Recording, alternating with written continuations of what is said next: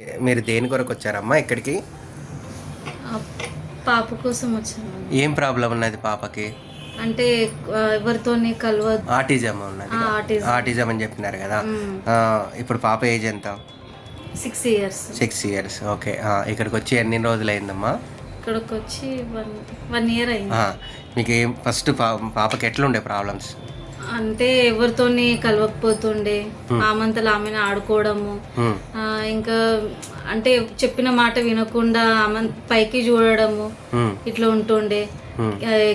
కిందికి ముఖం వేసి నడవడము అవన్నీ చేస్తుండే. ఇవి వాడినప్పటి నుంచి చాలా తగ్గిపోయినాయి, అన్ని నార్మల్ గా అన్నట్టుగా అయిపోయింది పాప.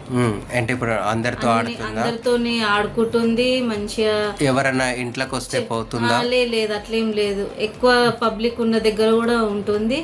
బయటికి తీసుకెళ్లిన సౌండ్స్ కి దీనికి కూడా కొంచెం యాక్సెప్ట్ చేస్తుంది.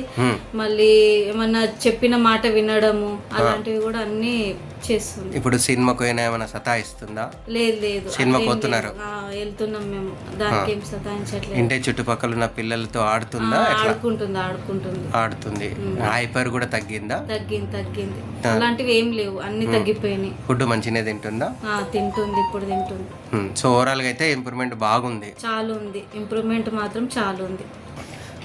ఇది వాడినప్పటి నుంచి ఇంప్రూవ్మెంట్ బాగా వచ్చిందా?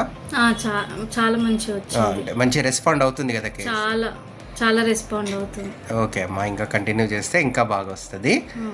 సరే అమ్మా, థ్యాంక్ యూ.